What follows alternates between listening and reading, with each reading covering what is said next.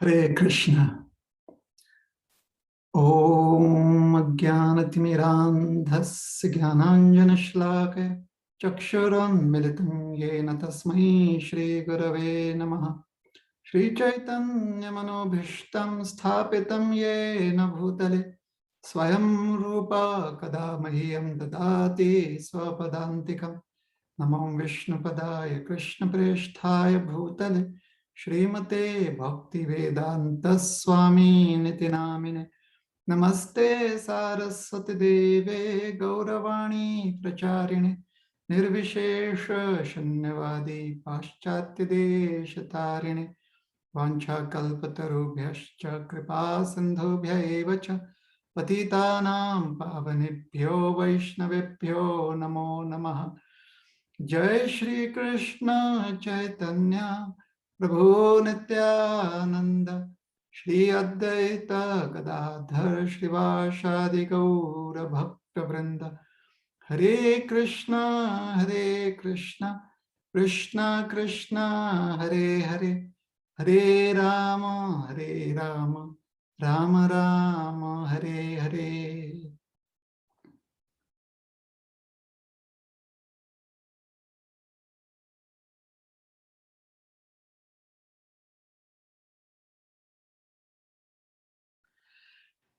हरे कृष्ण। तो आज हम एक बहुत ही महत्वपूर्ण पर्व मनाने जा रहे हैं, जहां पर हम जो हमारे जीवन में, हमारे आध्यात्मिक जीवन में जिन व्यक्ति का बहुत ही महत्व है, उनकी हम स्तुति करने जा रहे हैं, और वह है श्रीमती राधा रानी। श्रीमती राधा रानी की जय। अब श्रीमती राधा रानी जी के बारे में तो बहुत कुछ कहा गया है। हम ये बहुत कुछ जो है कहा जा सकता है। हम जो है कुछ कथाएं सुनाएंगे श्रीमती राधा रानी के संदर्भ में, और थोड़ा बहुत चर्चा करेंगे कि उनका जो तत्व है या उनका जो अस्तित्व है वो हर साधक के लिए, जो भगवान कृष्ण की भक्ति कर रहे हैं, प्रत्येक भक्त के लिए बहुत महत्वपूर्ण है। ऐसे समझाया जाता है कि श्रीमती राधा रानी की कृपा से ही भगवान श्री कृष्ण की कृपा, उनका आशीर्वाद, उनकी सेवा हमें प्रदान होती है या हमें प्राप्त होती है। उनकी सेवा, उनकी सेवा हमें प्रदान की जाती है सिर्फ श्रीमती राधा रानी जी के अनुकंपा के कारण। वृंदावन में राधे कृष्ण ये प्रत्येक व्यक्ति के जिह्वा पर नित्य वास करते हैं। वहां पर तो अक्सर लोग सिर्फ राधे राधे कहकर भी रमण करते हैं, आनंद में रहते हैं। ब्रज में और ब्रज को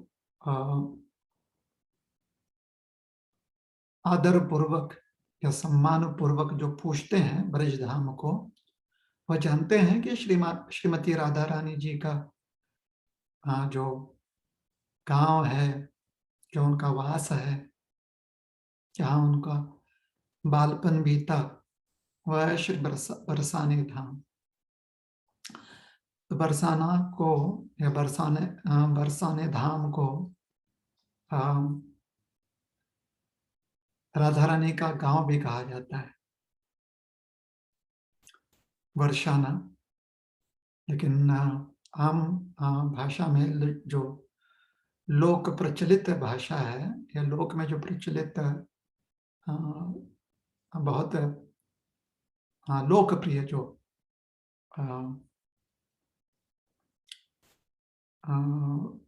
गांव का नाम है, वो है बरसाना। वर्षाना तो उसका आप कह सकते हैं वास्तव में नाम है, लेकिन लोकप्रियता बरसाने नाम से ही बहुत लोकप्रियता हो चुकी है। तो बरसाने में श्रीमती राधा रानी जी का बालपन बीता था। और बरसाना जो है वो उनके पिताश्री श्री वृषभानु महाराज जी, या वृषभानु गोप भी कहा जाता है उन्हें, तो वृषभानु महाराज जी का निवास स्थान है, वहां पर उनका महल है।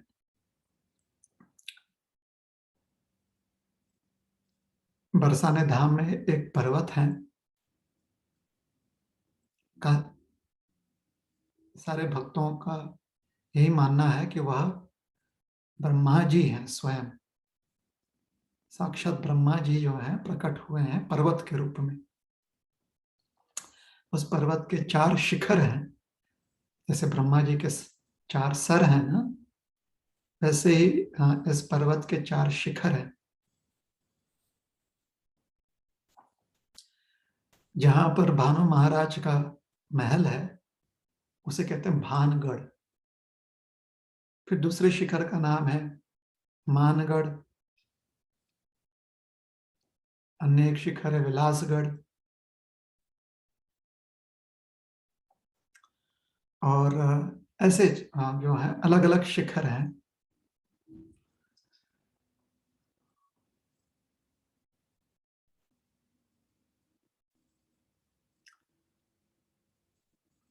जब भगवान श्री कृष्ण अवतरित हुए थे तो महादेव जी की बहुत अभिलाषा थी कि भगवान की सेवा करें, तो नंद पर्वत के रूप में महादेव जी प्रकट हुए।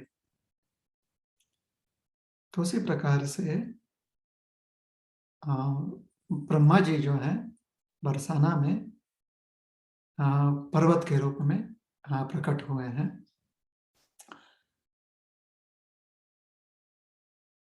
भानगढ़, मानगढ़, विलासगढ़ और दानगढ़, ये 4 शिखर हैं। भानगढ़ पर वृषभानु महाराज जी का महल है और वहीं पे श्री राधिका जी का बचपन बीता है। जब उनका विवाह हो गया तो उसके बाद वह अपने ससुराल चले गए, तो ये उनका मायका है। तो आज से कुछ शताब्दी पूर्व की घटना है, कुछ ही वर्ष, मतलब 101 वर्ष पूर्व जो है,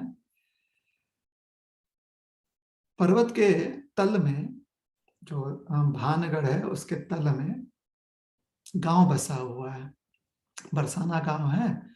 उसके बगल में चिकसोली गांव है। चिकसोली गांव जो है वह श्रीमती राधा रानी की जो प्रिय सखी है चित्रा देवी या चित्रा सखी, उनका गांव है। तो बरसाने गांव में एक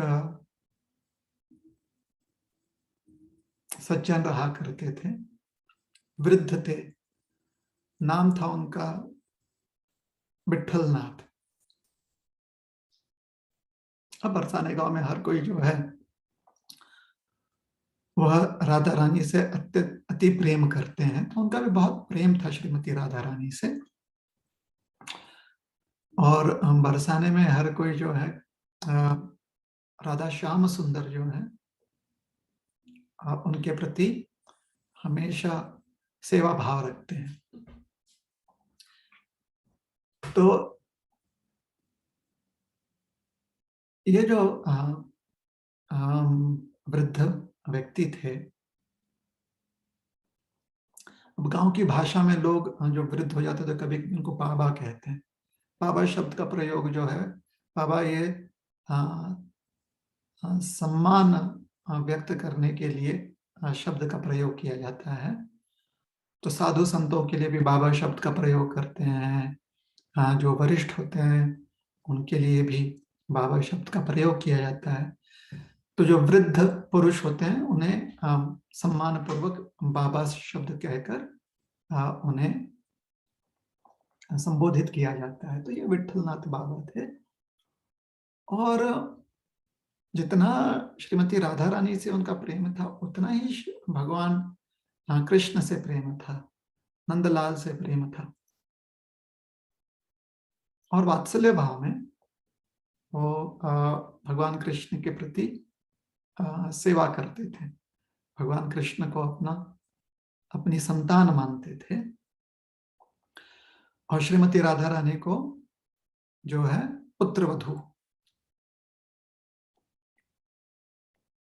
के रूप में सेवा करते थे, कि श्री राधिका जो है वो पुत्रवधू है। अब वास्तव में उनके व्यवहारिक जीवन में उनके अपनी भी कुछ संतानें थी, 7 उनके पुत्र थे, और सबका विवाह हो चुका था। और सारी दंपत्तियां, सातों के सातों जो उनके पुत्र और उनके पुत्र वधुएं जो थी, उनके साथ रहती थी। सॉरी, क्षमा कीजिएगा, उनके साथ रहते थे। उनके पुत्र और पुत्र वधु जो है उनके साथ ही रहते थे, एक ही घर में। जॉइंट परिवार था, जॉइंट फैमिली।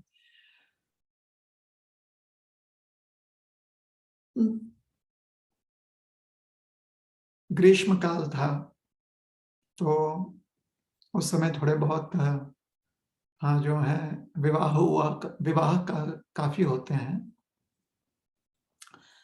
तो शादी का माहौल था, कहीं ना कहीं किसी न किसी के यहाँ पर विवाह का उत्सव या विवाह का जो है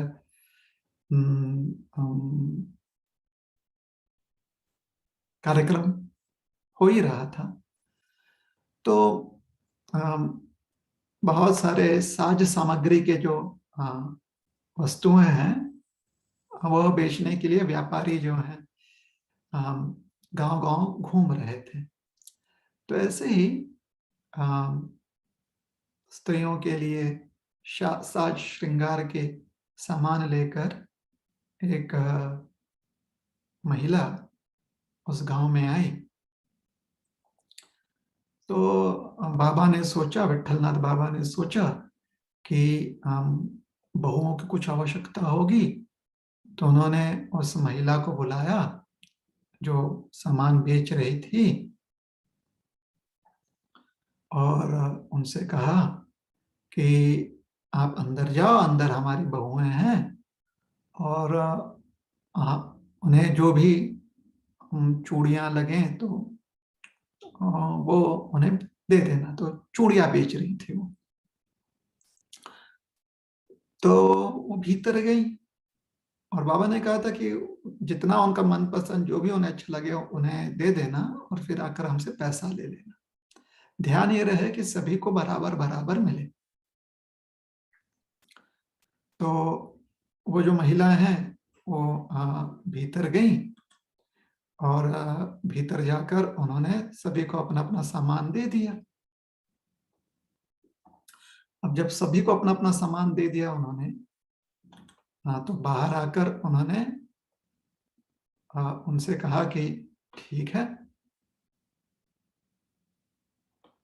बाबा, आपकी बहुओं को हमने सामान दे दिया है, और अब इसकी जो भी कीमत है, जो भी चुकता करना है, आप हमें दे दें। तो उन्होंने कहा कि कितने का, मतलब कितना जोड़ा उन्होंने चूड़ी लिया। तो सबने उन्होंने कहा कि सबने एक एक जोड़ा जो है, मतलब एक एक सेट जो है चूड़ियों का ले लिया था। तो उन्होंने कहा ठीक है, तो कितना होता है। मैंने कहा बाबा देखो, हर एक जो जोड़ा है ना वो 1 रुपया का है। तो आपकी 8 बहुओं ने 8 जोड़े लिए तो 8 रुपया होता है। उस समय मतलब पुराना, आज से 100 साल पहले की बात है ना। तो उन्होंने उन्हें 8 जोड़े जो है दे दिए। तो बाबा को मन ही मन लगा कि अरे 8 जोड़े कैसे हो गए। तो बाबा ने पूछा कि अरे किसी ने, हमने तो कहा था कि सबको बराबर बराबर बराबर देना, तो तुमने किसी को एक ज्यादा दे दिया क्या, एक जोड़ा। तो उन्होंने कहा कि नहीं, हमने तो सबको एक एक दिया है। तो बाबा ने सोचा कि ठीक है, क्या मतलब ये भी जो है अपना सामान ही बेच रही है और किसी की बहू बेटी है, तो ज्यादा बाबा ने उनके साथ कोई बात छेड़ी नहीं, और उन्होंने 8 रुपए निकाल कर दे दिए। मन में बाबा की ये बात रह गई कि कहीं उसने जानबूझकर तो मुझसे ज्यादा पैसे तो नहीं ना लिए। ऐसा क्यों करेगी, कोई भी व्यक्ति ऐसा क्यों करेगा, झूठ क्यों बोलेगा। हम तो जानते हैं कि हमारे 7 पुत्र वधु हैं, 7 बहुएं हैं, तो 8 कहकर इतना 8 रुपए ले गई वो। तो बाबा के मन में ये बात रह गई। अब कथा है, तो इस कथा के दो जो 2 वर्जन्स हैं इसके, दो तरह तरह से या 2 प्रकार से ये कथा समझाई गई। इसके बाद एक में, एक जो वर्जन है, एक जो कथा है उसमें बाबा रात्रि में सोते हैं, और दूसरे में बाबा जो है इस बात को मन में रखते हुए शाम के समय जो है ऊपर लाडली लाल जी का जो महल है दर्शन के लिए चले जाते हैं। तो बरसाने में श्रीमती राधा रानी और श्याम सुंदर जी इनकी सेवा की जाती है लाडली लाल स्वरूप में। राधा रानी को लाडली बुलाते हैं या लाली, और लाला जो है हमारे वो लाल। तो लाडली लाल जी की सेवा वहां पर होती है। लाला अर्थात भगवान श्री कृष्ण। तो लाला लाली की सेवा, दर्शन सेवा के लिए वो ऊपर गए, या रात्रि में उन्होंने विश्राम किया, और उनके स्वप्न में श्रीमती राधा रानी जी प्रकट हुई। श्रीमती राधा रानी जी को प्रकट देखकर वो अत्यंत प्रसन्न हुए और राधा रानी जी के को प्रणाम किया कि लाली, आपने दर्शन दिया हमें। और कुछ चर्चा हुई। अब दूसरा जो कथा का स्वरूप है उसमें उन्हें श्रीमती राधा रानी जी की ध्वनि, उनकी बोल सुनाई दी आकाशवाणी के रूप में, किंतु ये आकाशवाणी जो है सिर्फ उन्हें ही सुनाई दे रही थी। और दोनों में ही राधा रानी ने उनसे पूछा कि बाबा, क्या मैं आपकी लाली नहीं हूं? मैंने कहा बिल्कुल तुम मेरी लाली है। और क्या आप हमें मानते नहीं हो? मैंने कहा ना ना बिल्कुल, ऐसे ऐसे ऐसे कैसे कह रहे हो, हम तो तुम्हें बहुत मानते हैं। तो तो बाबा आज जब चूड़ियां बेचने वो आई थी, तो हमने भी तो आप उनसे एक चूड़ी का जोड़ा ले लिया। तो कौन सी गलती कर ली हमने कि आपको लो मन में संकोच हो गया और आप उसकी चिंता कर रहे हो। तो बाबा जब ये सुने तो उनकी आंखों में आंसू आ गए। उन्होंने कहा लाली, तो हमारे घर आए और तुमने चूड़ी लिया, इस प्रकार से तुम्हारा जो अधिकार है वो अधिकार तुमने प्राप्त किया, लेकिन मैं कितना अभागा हूं कि मैं इस बात को समझ नहीं पाया। और उनकी आंखों से आंसू बहने लगे, और राधा रानी का नाम जो है निरंतर उनके जिह्वा पर प्रकट होने लगा। राधे राधे राधे करके वो नामस्मरण करने लगे। तो ऐसे बहुत सुंदर सुंदर कथाएं हैं, और ये कथाएं जो हैं, ये सब कथाएं सत्य कथाएं, सत्य घटनाएं। हाँ, आज से बहुत वर्ष पूर्व हुए हैं, तो शायद हम पर निर्भर करता है कि हम कितना उसको माने ना माने। किंतु आज के समय में भी ऐसे कृपा श्रीमती राधा रानी करती हैं। तो प्रश्न ये उठता है कि राधा रानी के प्रति इतना स्नेह कैसे हो सकता है, क्या कारण है, और है कौन? तो इसलिए राधा रानी जी के तत्व को समझना आवश्यक है। तो संक्षिप्त में उस पर चर्चा करेंगे। शास्त्र में अलग अलग विभाग होते हैं, जिसमें से एक विभाग है तंत्र, तंत्र शास्त्र। तंत्र शास्त्र में एक प्रसिद्ध शास्त्र है, प्रसिद्ध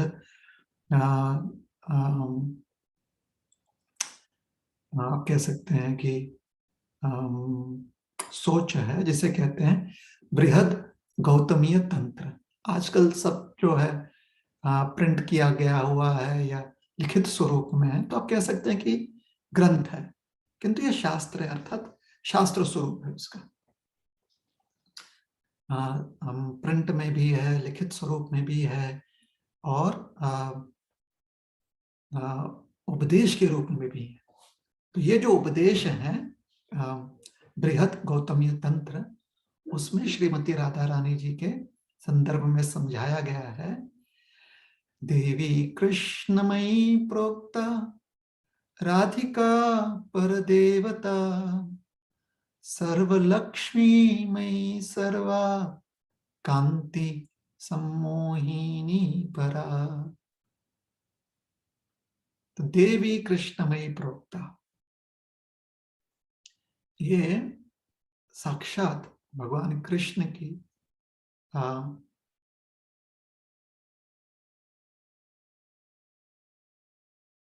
स्वरूप है, ये स्वरूपिणी है, कृष्ण स्वरूपिणी। उनमें और भगवान कृष्ण में अंतर ही नहीं है, लेकिन हमेशा से ये कृष्णमयी रहती हैं, इसलिए ये भगवान कृष्ण की शक्ति है। और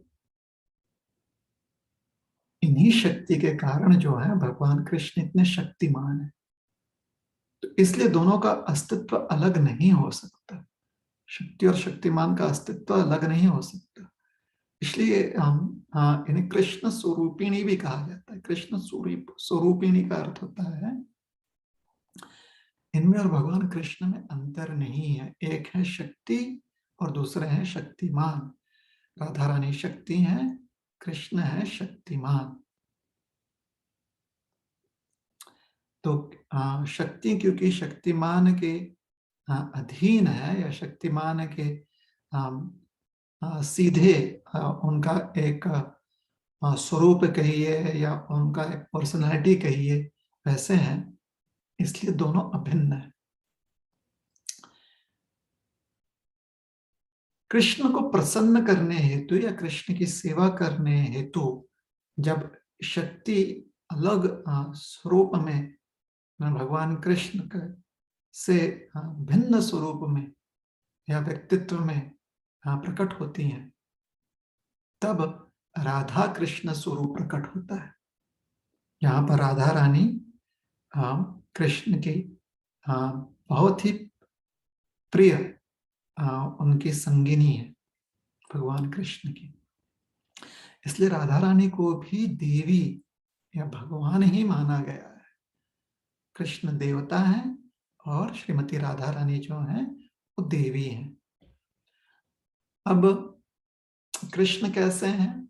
कृष्ण सर्व आकर्षणीय है, और राधा रानी जो उनकी शक्तियां वो कैसी हैं? कृष्णमयी है, मतलब पूरी तरह से कृष्ण में रमी हुई हैं, पूरी तरह से कृष्ण से जुड़ी हुई हैं, अभिन्न नहीं है कृष्ण से। इसलिए देवी कृष्णमयी प्रोक्ता राधिका पर देवता। जो पर देवता है, अर्थात जो सबसे परे, हम बिल्कुल ही इसे कहते हैं अमल पुरुष, हाँ, अमल देवता, मतलब पूरी तरह से शुद्धाति शुद्ध व्यक्ति भगवान श्री कृष्ण, उनसे वह भिन्न है। सर्वलक्ष्मी मयी सर्वा कांति, सर्वकांति सर्वलक्ष्मी मयी सम्मोहिनी परा। सारे लक्ष्मियों का कि जितनी भी लक्ष्मियां हैं उनकी ये अधिष्ठाता है या उनकी ये स्रोत है।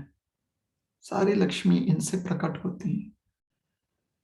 सर्वकांति सम्मोहिनी परा। और ये अपने गुणों से या अपने अस्तित्व से, अपने कांति से, अपने स्वरूप से, अपने चरित्र से ये भगवान को पूरी तरह से सम्मोहित करती हैं। अर्थात भगवान का जो आनंदमय स्वरूप है ना, वो आनंदमय स्वरूप तभी पूर्ण होता है जब श्रीमती राधा रानी के संदर्भ में उसे समझा जाए, राधा रानी के संगति में उसे देखा जाए, तभी वो पूर्ण होता है भगवान का आनंदमय स्वरूप। इसलिए सम्मोहिनी परा। तो ये बहुत ही एक विशेष व्यक्तित्व है, चरित्र है श्रीमती राधा रानी का। हम श्रीमती राधा रानी के संदर्भ में रूप गोस्वामी जो है उनकी स्तुति करते हुए इस प्रकार से प्रार्थना करते हैं। संसार सागरे घोरे भीतम माम शरणागतम सर्वेभ्योपि निर्मुक्तम कुरु राधे। हे राधा रानी, क्षमा कीजिएगा, हाँ, कुरु राधे सुरेश्वरी। कहते हैं सुरेश्वरी, हे श्री राधिका, संसार में जो एक जन्म मृत्यु का सागर है, घोर तकलीफ है उसमें, और इस उसके घोर रूप के कारण अत्यंत भयभीत हूं मैं। शरण प्रदान कीजिए। संसार सागरे घोरे भीतम माम शरणागतम। अब शरणागत आपका शरण ग्रहण करना चाहते हैं। सर्वेभ्योपि विनिर्मुक्तम कुरु राधे सुरेश्वरी। हे राधा रानी, कृपया करके आप सारे दुखों से या सारे इन संकटों से मुक्त करने के लिए हमें आश्रय प्रदान कीजिए। आप कौन है? सुरेश्वरी, क्षमा कीजिए, सुरेश्वरी, कुरु राधे सुरेश्वरी। आप सुरेश्वरी हैं, हम सुर ईश्वरी। जितने भी सुर हैं, जितने भी देवता गण हैं इस ब्रह्मांड में, सबके आप ईश्वरी हैं, सबके द्वारा आप पूजी जाती हैं। तो पूजनीय है श्रीमती राधा रानी। संसार सागरे घोरे भीतम माम शरणागतम सर्वेभ्योपि विनिर्मुक्तम कुरु राधे सुरेश्वरी। त्वत्पाद पद्मयुगले पाद पद्मालयर्चिते देहि मह्यम परम भक्तिम कृष्णेन परिसेविते। फिर कहते हैं कि यत पाद पद्म, आपके चरण कमल को साक्षात जो है आपके द्वय जो चरण है या चरण कमल है, मतलब दोनों आपके चरण कमल, वो पूजे जाते हैं साक्षात पद्मालय अर्चित। पद्मालय अर्थात लक्ष्मी जी। और पद्मालय का अर्थ यह भी होता है ब्रह्मा जी। ब्रह्मा जी आप जानते हैं कि जो पद्म है, पद्म पुष्प, कमल का फूल, वह उनका निवास स्थान है, उस पर हमेशा विराजमान होते हैं। और पद्मालय लक्ष्मी जी के भी हमेशा जो कमल पुष्प है उसके ऊपर विराजमान होती हैं। अगर आपने जब कभी भी चित्र देखा है तो यहाँ पर वो ब्रह्मा जी और लक्ष्मी जी दोनों के संदर्भ में, दोनों की ओर जो है संकेत करते हुए कह रहे हैं, यत पाद पद्म युगले पाद पद्मालय अर्चिते। तो आपके जो चरण कमल है, या पाद युगले, युगल मतलब दो, अर्थात ब्रह्मा और लक्ष्मी दोनों पाद अर्चिते, आपके चरण कमलों को वो पूजते हैं। उन्हीं चरण कमलों को हम भी पूजते हैं, और उन्हें पूजते हुए अर्थात आश्रय ग्रहण करना चाहते हैं आपके चरण कमलों का। आपसे यही प्रार्थना है कि कृष्णेन परिसेव सेविते, आप हमें भगवान कृष्ण की सेवा करने का अवसर प्रदान करें। और फिर रूप गोस्वामी अपने स्तुति में वो बहुत विख्यात प्रार्थना कर रहे हैं, जो सारे गौड़ीय वैष्णव जो हैं उसका स्मरण करते हैं या उसका उच्चारण करते हैं। वो क्या है वो शब्द उन प्रार्थना के, कहते हैं, तप्त कांचन गौरांगी राधे वृंदावनेश्वरी वृषभानुसुते देवी प्रणमामि हरि प्रिय। कि आपकी अंग कांति जो है बिल्कुल तप्त स्वर्ण के समान है। आप तो वृंदावनेश्वरी हो। तो पहले सुरेश्वरी कहा, अब कहते हैं वृंदावनेश्वरी। भगवान श्री कृष्ण को वृंदावन नाथ भी कहा जाता है, अर्थात वृंदावन के स्वामी।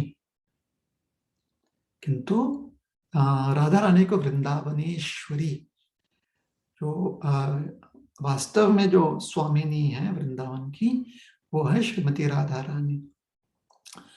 और वृषभानु जी की सुता है, वृषभानु जी की सुपुत्री है। जैसे हमने कहा, भानु महाराज का महल है, वृषभानु महाराज का महल भानगढ़ पर, और वहां पर वह अपने बाबा के महल में, अपने पिता के महल में वो बड़ी हुई। उनका बचपन, बालपन जो है, बाल्यावस्था वहां पर बीता श्रीमती राधा रानी जी का। तो प्रणमामि हरिप्रिय, हे हरिप्रिय, आप जो भगवान हरि को बहुत ही प्रिय हो, हे हरिप्रिय, आप जो हैं, आपको कोटि कोटि नमन। हरिप्रिय शब्द से एक घटना याद आई। आज से कुछ 20-25 वर्ष पूर्व भारतीय रेल की तरफ से एक सूचना आई थी कि कोल्हापुर से लेकर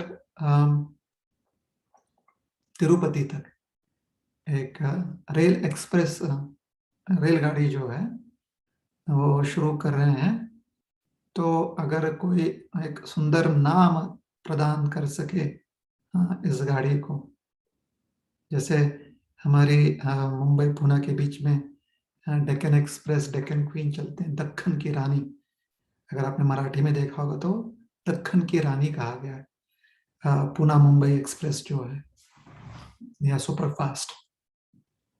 तो वैसे ही कोल्हापुर तिरुपति के बीच में चलने वाला जो ट्रेन है उसका कोई नाम दिया जाए, तो यह नाम हरिप्रिया सुझाया गया था। वैसे तो हरिप्रिया नाम जो है पहले से ही वेद शास्त्रों में है, किंतु हमें कुछ लोगों ने बताया कि राधा रानी को हम इस प्रकार से हरिप्रिय, प्रणमामि हरिप्रिय कहते हैं।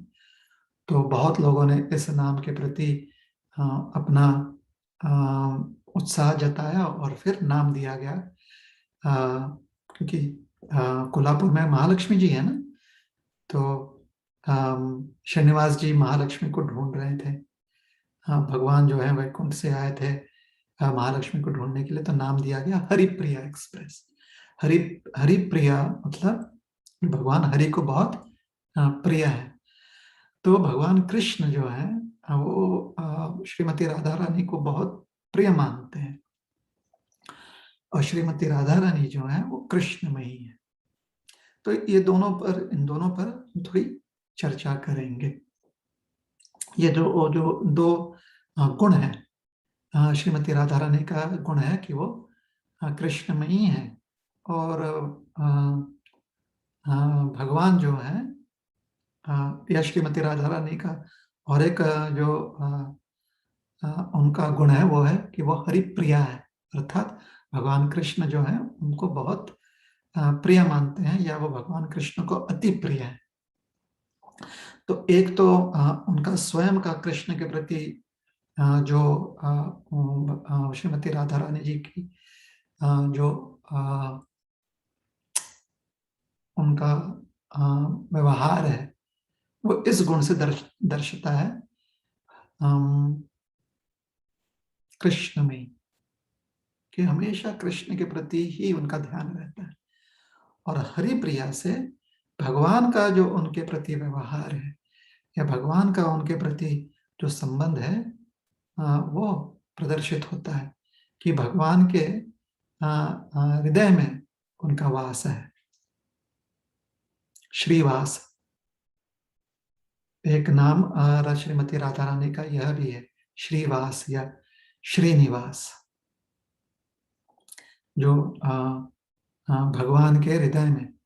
इसलिए भगवान को भी श्रीनिवास या श्रीवास कहा जाता है कि उनके हृदय में श्री का वास है, लक्ष्मी जी का वास है, या जो भगवान के हृदय में वास करती हैं, लक्ष्मी जी जो भगवान के हृदय में वास करती हैं, तो श्रीनिवासिनी या श्रीनिवास अक्सर अक्सर पुरुष का नाम दिया जाता है।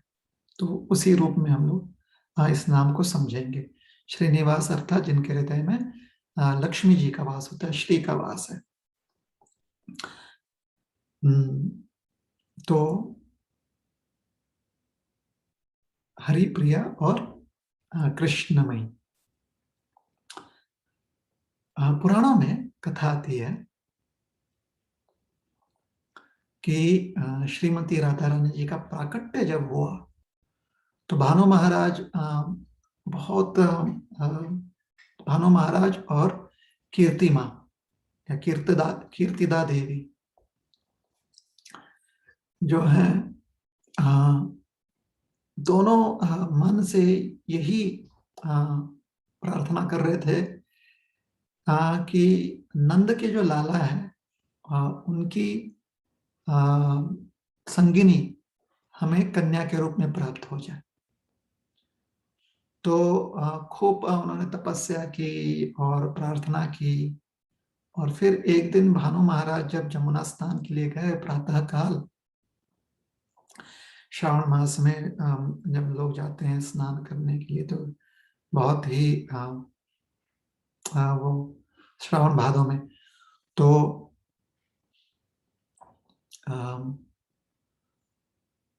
वो बहुत शुभ माना जाता है। तो पूरा श्रावण पूरा भादो जो महीना है, उन्होंने इस प्रकार से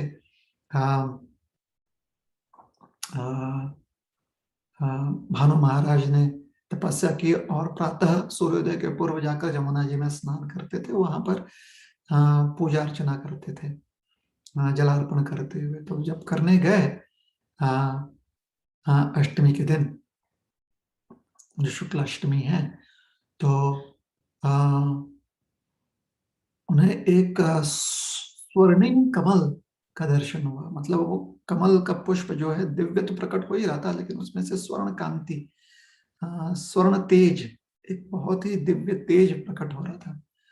तो उस पुष्प को अपने पास आते देख उन्होंने उसका स्पर्श किया और देखा कि उसकी सारी पंखुड़ियां खुली हुई हैं, और थोड़ा सा बड़ा था कमल, अच्छे से पूरा पूरा पंखुड़ियां फैलाकर कमल जो है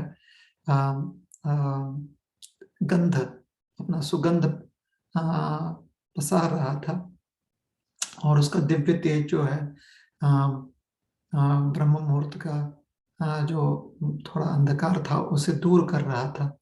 तो भीतर उन्होंने देखा कि एक सुंदर शिशु है, स्वर्ण कांति धारण किए हुए एक शिशु है, तो यहाँ वहाँ उन्होंने देखा, थोड़ा सा पुकारा कि भाई किसी का शिशु यहाँ पर है।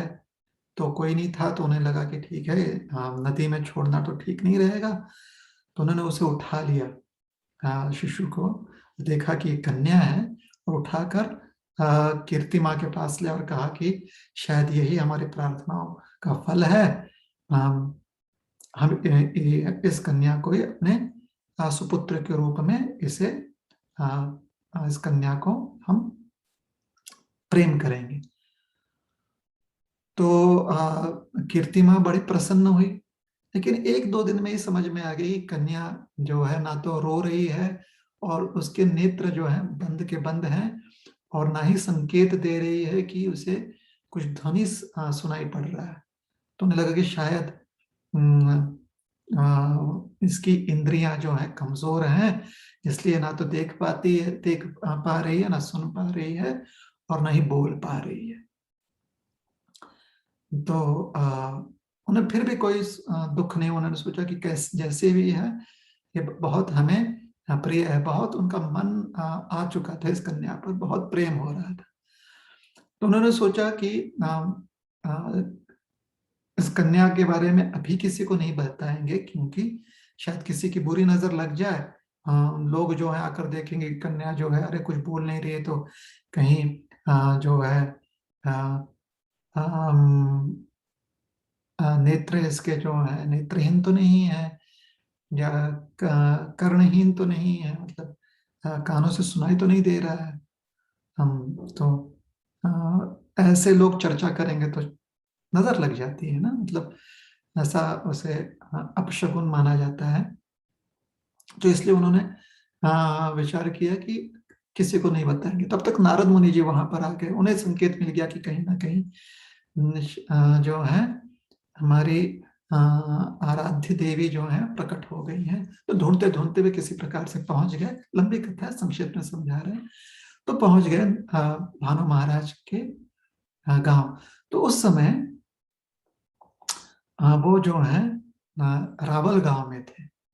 ये गांव जो है कीर्ति माँ का गांव था, अर्थात राधा रानी के ननिहाल में उस समय थे वो। तो उन्होंने सोचा कि नारद मुनि वहां पहुंचे रावल में, और भानु महाराज और कीर्तिमा ने सोचा कि साधु संत हैं, इनके दर्शन से या स्पर्श से कन्या जो है शायद उसे कुछ पुण्य प्राप्त हो जाए, अब कन्या को जो भी क्षति पहुंची है उससे वो मुक्त हो जाए। तो आशीर्वाद मिलने हेतु तो नारद मुनि को आने दिए। नारद मुनि ने कहा कि ऐसा है कि आप हमें एकांत में इनके साथ रहने दीजिए, तभी हम जो है कुछ कर पाएंगे। तो उन्होंने एकांत में उस कमरे में छोड़ दिया नारद मुनि को। नारद मुनि ने तुरंत दंडवत प्रणाम किया, और श्रीमती राधा रानी जी ने उन्हें उनके जो नित्य स्वरूप है, जो उनकी युवती स्वरूप है, जो हमारे युगल सरकार है, उनका जो नित्य स्वरूप है, 14 वर्ष की श्रीमती राधा रानी हमेशा उनका नित्य स्वरूप है, नित्य यौवनी है, वो युवती हैं। तो उस स्वरूप में दर्शन किया, और सारी सखियां भी प्रकट हो गई, और फिर से बाल स्वरूप में पालने में जो है फिर से उन्होंने इस दर्शन को समेट लिया, और पालने में बाल स्वरूप में वहां पर दिखाई देने लगी। किंतु उन्होंने इसके पूर्व नारद मुनि से कहा था कि हमने आपको दर्शन दिया है, किसी को आप बताइएगा नहीं, आप भी इस बात को गोपनीय रखिए किसी कारणवश। तो नारद मुनि चुपचाप बाहर निकले। उन्होंने कहा कि बस जो हमको आशीर्वाद इत्यादि का जो भी करना था वो सब हो गया। अब आप एक काम कीजिए कि आप नंद भवन से नंद बाबा को यहाँ पे बुलाइए, ताकि वो सब भी आए और आशीर्वाद दें। तो इस बहाने भगवान कृष्ण जो अभी अपने घुटने के बल रेंग रहे थे, वो वहां पर पहुंचे, और अकेले किसी प्रकार से पालने तक पहुंच गए, जहाँ पर राधा रानी अकेली थी। और फिर पालना का जो है सहारा लेकर भगवान थोड़े से ऊपर उठे। तो भगवान जो है पालने के एक तरफ लटक गए थे, इस कारण से पालना थोड़ा टेढ़ा हो गया और भगवान की ओर झुक गया पालना। और राधा रानी ने भगवान का राधा रानी का स्वरूप भगवान ने देखा। उस समय राधा रानी को पता चल गया कि भगवान उनके सामने हैं। तब उन्होंने अपने नेत्र जो हैं खोले और सबसे पहले इस संसार में उन्होंने भगवान का दर्शन किया, भगवान के मुखमंडल का, मुखारविंद का दर्शन किया। और उसका दर्शन करते उन्हें इतना आनंद हुआ कि वो आनंद से जो है बोलने लगी। तो ऐसा प्रतीत हुआ, क्योंकि बाल स्वरूप है ना, तो सबको लगा कि ये शिशु की जो किलकारी होती है, शिशुवाणी जो है वह है। सब दौड़े दौड़े पहुंचे और सबको लगा कि ये तो बस भगवान की कृपा है, भगवान नारायण की कृपा है कि हमारी कन्या जो है वो बोल रही है, उसके सुंदर नेत्र जो हैं खुल गए हैं, सब बहुत प्रसन्न हो गए। तो इसे कहते हैं कृष्णमयी, कि दर्शन इस संसार में सबसे पहले कृष्ण का ही करना है और कृष्ण को ही देखना है, कृष्ण की ही वाणी सुननी है। तो इसलिए तब तक अपनी इंद्रियां वो समेट समेट के रखी हुई थी। और हरि प्रिय, भगवान को अति प्रिय है।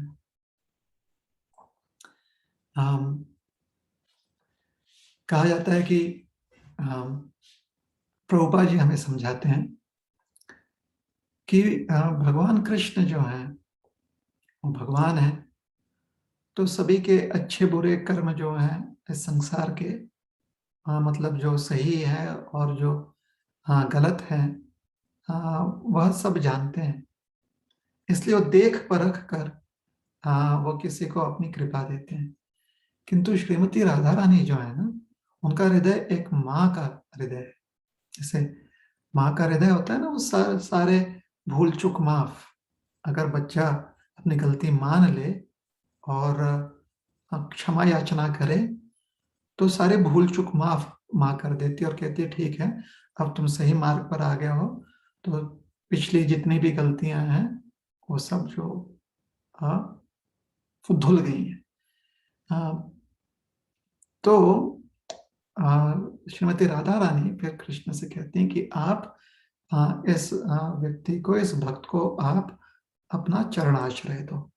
और श्री प्रभुपाद जी समझाते हैं कि जब श्रीमती राधा रानी ऐसा कहती हैं, तो भगवान श्री कृष्ण जो है श्रीमती राधा रानी की बात नहीं टाल सकते। तो इसलिए हरि प्रिय, भगवान हरि को बहुत प्रिय है। हम भगवान कृष्ण विचार कर रहे हैं कि नहीं नहीं, इसके ये जब तक ठीक से सुधर ना जाए और इसके और भी अच्छे कृत्य जो है दिखाई ना दे, तब तक हम थोड़ा रुकेंगे। किंतु जब राधा रानी कह देती हैं कि नहीं आप जो है स्वीकार लीजिए, तो कृष्ण को स्वीकार लेते हैं। ऐसी बात को कितनी मान्यता दे, कहीं ये भावुकतावश तो हम कह नहीं रहे हैं ना, तो ऐसी बात नहीं है। शास्त्र में समझाया गया है कि जब भी भगवान श्रीमती राधा रानी का नाम किसी के मुख से देखते हैं, सुनते हैं, तो भगवान अति प्रसन्न होते हैं। रा शब्दोच्चारणादेव स्फीतो भवति माधव, धा शब्दोच्चारता पश्चात धावत्येव से संभ्रम। तो रा उच्चारणादेव स्फीतो भवति माधव। रा शब्द का जैसे ही कोई उच्चारण करता है, तो भगवान कृष्ण की जो स्फूर्ति कहिए या उनका उल्लास कहिए, उनका आनंद कहिए, वो अरबों गुना बढ़ जाता है। और धा शब्द कहते ही धावत्येव ससंभ्रम। भगवान कृष्ण इतने विमोहित हो जाते हैं कि वो भागते हुए उस भक्त के पास आते हैं अपनी कृपा देने के लिए। हम इतना भगवान कृष्ण को श्रीमती राधा रानी का नाम जो है प्रिय है, यह नाम जो है राधा। और एक स्तुति इस प्रकार से की गई है, रा शब्दम कुर्वतस्त्रस्तो ददामि भक्तिमुत्तमं, धा शब्दम कुर्वतः पश्चात् यामी श्रवणलोभतः। जब कोई राधा शब्द का उच्चारण करता है तो रा शब्द जैसे उसके मुख से प्रकट होता है, जैसे अभी हमने राधा कहा, आप लोग भी राधा राधा बोलिए, बोलिए राधे, जय श्री राधे, जय श्री राधे। तो रा शब्द का उच्चारण जैसे ही जिह्वा से या मुख से रा शब्द प्रकट होता है तो ददामी भक्ति उत्तमम, भगवान कहते हैं कि उस व्यक्ति को मैं उत्तम भक्ति प्रदान करता हूं। तो भक्ति मिल गई, रा शब्द कहते हैं। और धा शब्द का उच्चारण करते ही भगवान जो है सोचते हैं कि अब और क्या दूं, अब और क्या दूं। तो दौड़ते हुए आते हैं और उस भक्त को आलिंगन करते हैं, उस भक्त को पूरी तरह से अपने पास खींच लेते हैं। मानो जैसे कि वो भक्त के साथ एक हो जाना चाहते हैं कि तुमने राधा नाम लिया। इतने भगवान मग्न हो जाते हैं, इतने भगवान प्रसन्न हो जाते हैं।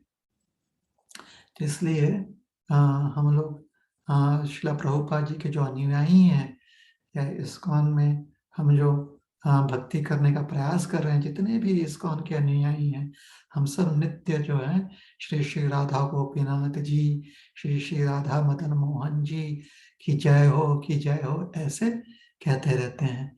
और ब्रज में अगर आप जाएंगे तो हर बहुत बार वहाँ के लोगों के मुख से हम सिर्फ राधे राधे सुनते हैं, है ना। ब्रज में तो ये बहुत ही गीत प्रचलित भी है, मतलब ये बोली, राधे राधे जपो चले आएंगे बिहारी, है ना, ऐसे गाना गाते हैं। तो मतलब श्रीमती राधा रानी की का आशीर्वाद प्राप्त कर लो।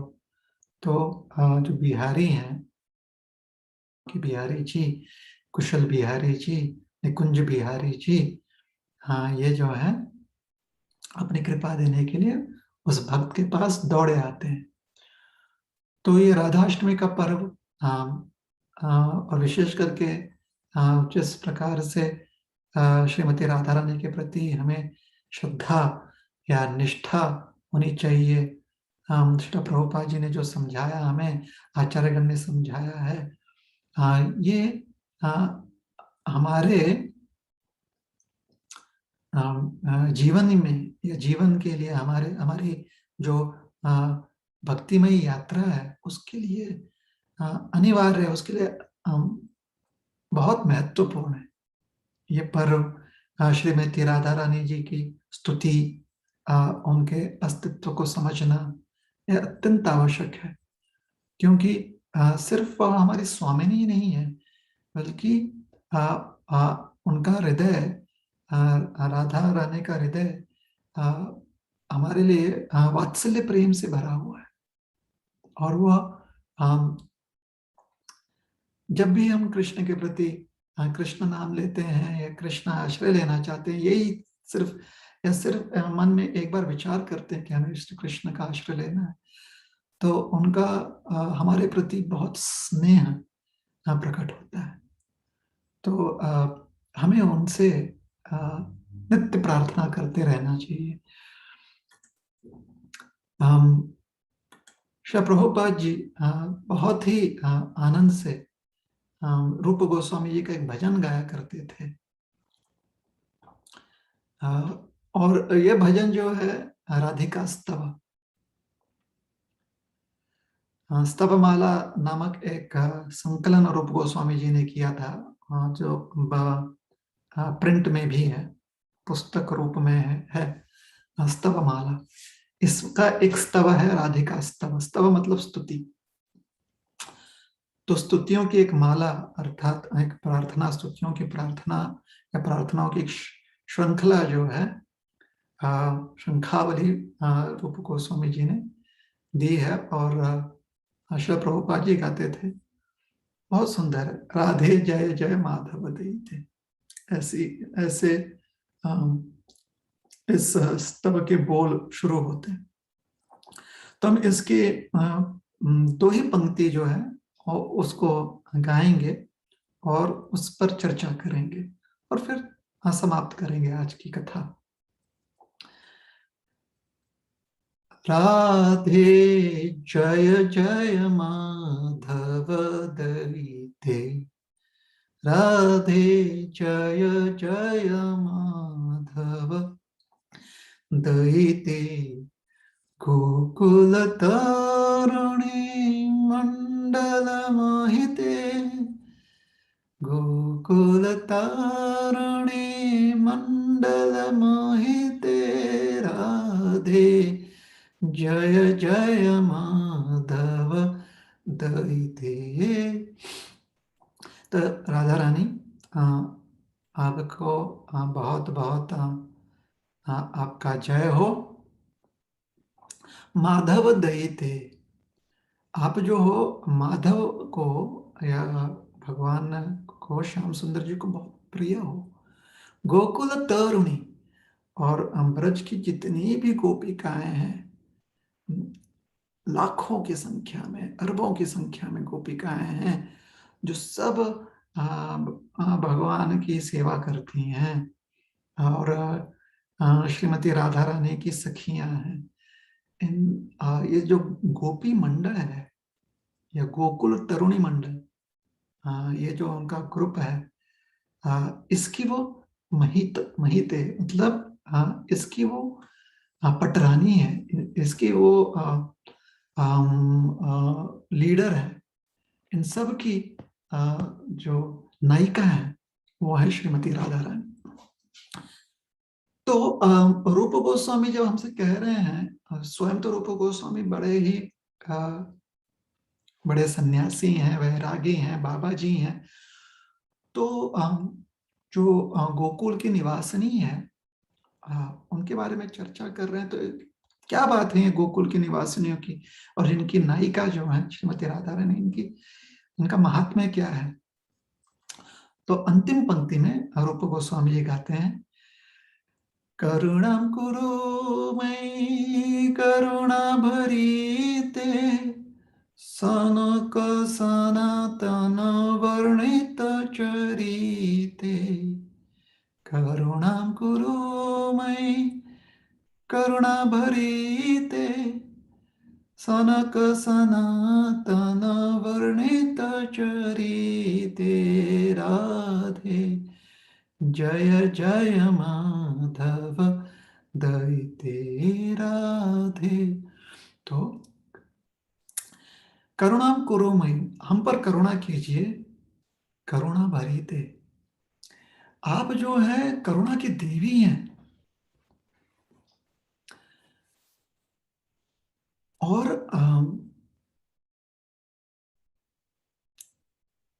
करुणा भार, करुणा की देवी हैं आप, इसलिए आपसे हम करुणा की भिक्षा मांग रहे हैं, कृपा की भिक्षा मांग रहे हैं।